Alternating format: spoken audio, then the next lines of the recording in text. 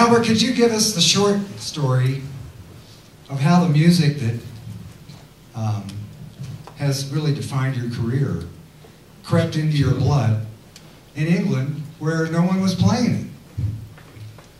Well, as with most guys of my age, it started with a guy named Lonnie Donegan.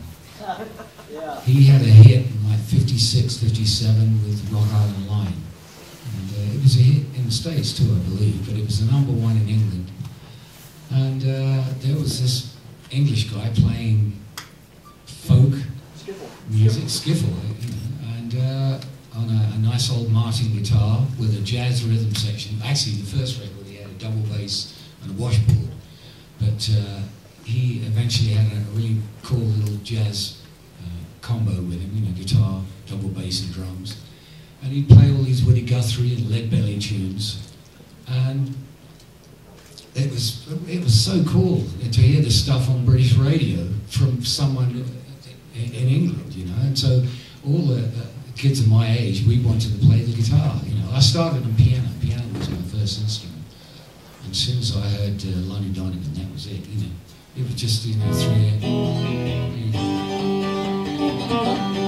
just three chord stuff, but it was that driving beat. Oh, it was great, and that was it. And shortly after that, you know, we were getting all the rock records, you know, Elvis, Buddy Holly, Jerry Lee Lewis, Chuck Berry. So it all happened so quickly. I played. I guess I played guitar for about 18 months without actually owning one. I borrowed various guitars from school friends, you know.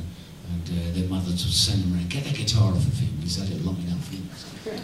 So, yeah, it was well over a year before I got a guitar of my own. And I got this Spanish guitar with gut strings, which I immediately put steel strings on, which is the wrong thing to do. But Christmas of 1958, I just left school. I got thrown out of school at the age of 15, which is... That's when you left school in England, 15. You weren't in art school, were you? I mean, every British guitar player was in art school. No.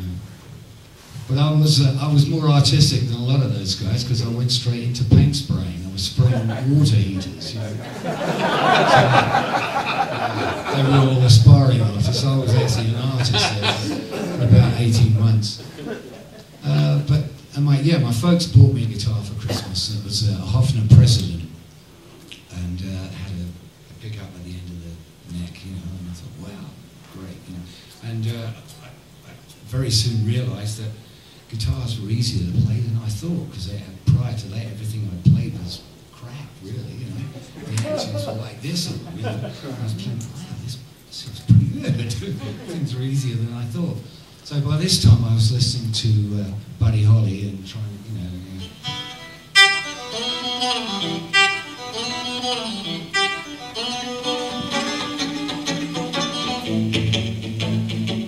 learning those solos because they were relatively simple but very cool sounding, you know. And I guess my big hero at that time, who I thought I was like a million miles away from, was Cliff Gallup, who played with Gene Vincent. So I religiously learned all of his solos, and they were really helpful in learning my way around the fingerboard, you know. So there were so many influences there. Of course, James Burton, but his style at that time for me was a little alien because he was doing all these bends, and I thought, how's he doing that? I can't do it on my guitar, you know. And it was in 1960 when Eddie Cochran came over to England, and I had the pleasure of meeting him for about 5 minutes. We were working for the same agent. I was on the road by this time. In 1960, I did my first tour, so this is my 50th year on the road.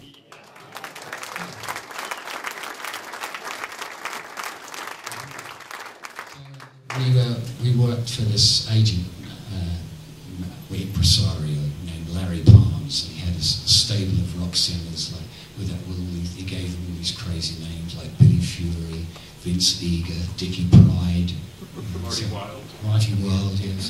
So I did my first tour with Dickie Pride and went up to Scotland, and the bass player had a Hofner violin bass. This is before McCartney played violin bass. our bass player had a violin bass, and we had a Selmer amp with one 12-inch speaker, and we both were plugged into this amp. We were both 16 years old, and then we were playing for all these screaming 12-year-old girls in dancers. You know, you could barely hear what we were playing. But that was my first experience of being on the road, really. But I soon realised that I think it was 1960 or later in 1960, all the American instruments started to come into England. Prior to that, they were regarded as luxury goods, so they couldn't import them en masse, you know.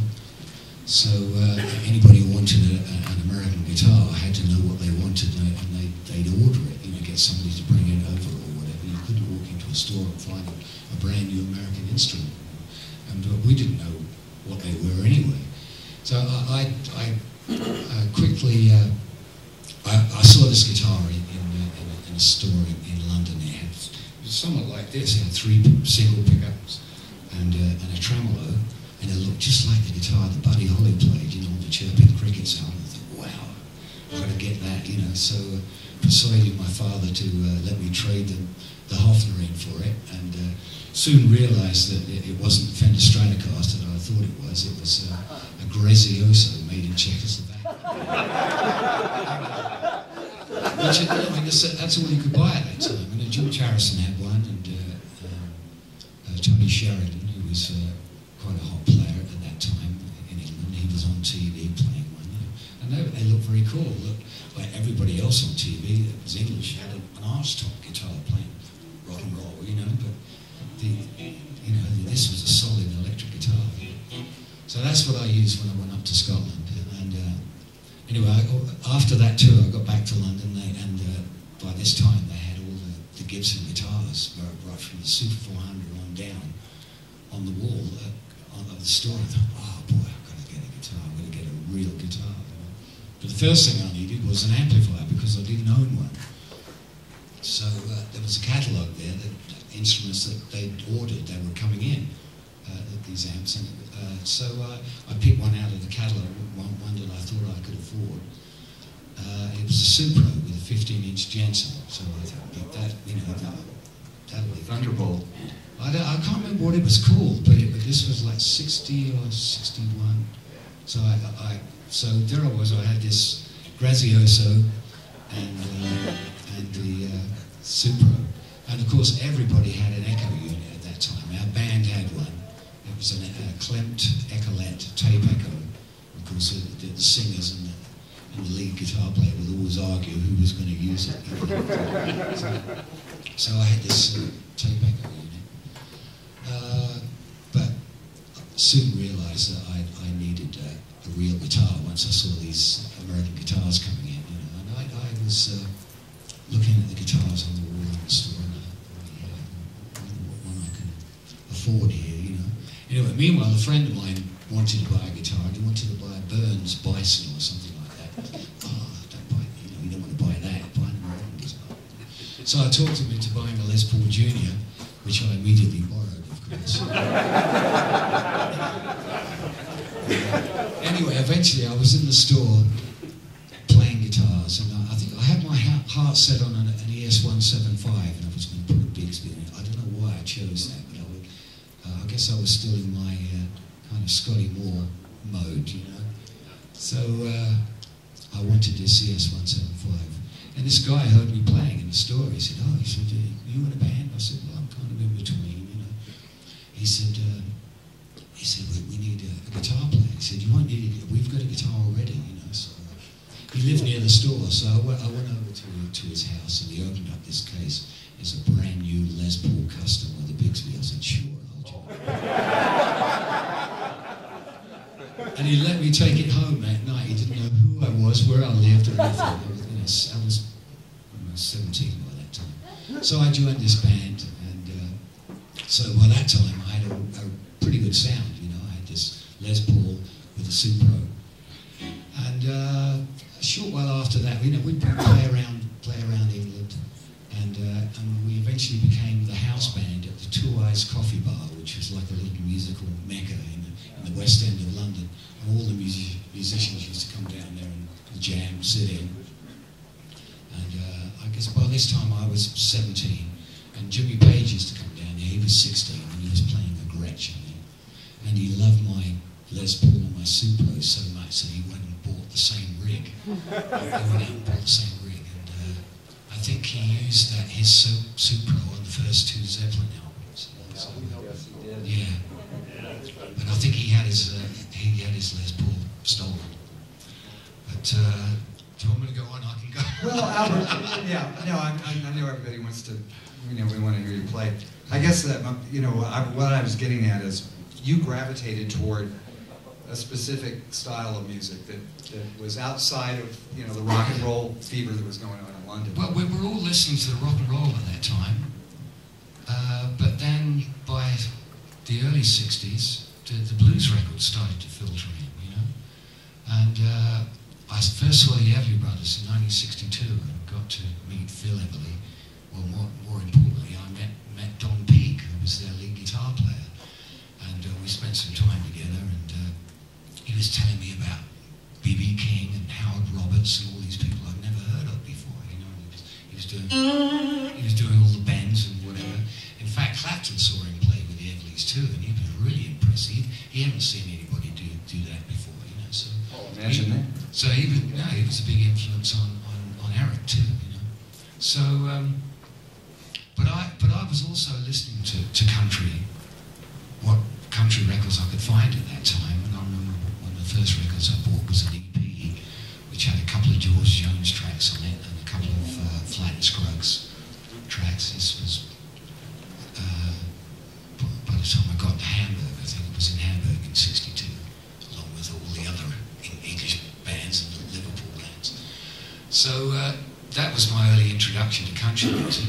And then, of course, once I heard Don Rich with Buck Owens, I thought, wow, this is the country music I like. It's got that twang, And so, I was, throughout the 60s, I was playing with a guy named Chris Farlow and the Thunderbirds. And he had a #1 record that was written and produced by Mick Jagger and Keith Richards. And, but, I was buying Buck Owens records at the same time, So that's how it really kind of gets started. And, I've asked that question many times, but we had all this music filtering into England, and we figure out what we liked the most, A lot of guys went towards the blues at that time, and very few of us, latched onto the country. Well, I just think it's amazing how you took a kind of an American style of country music and really made it your own.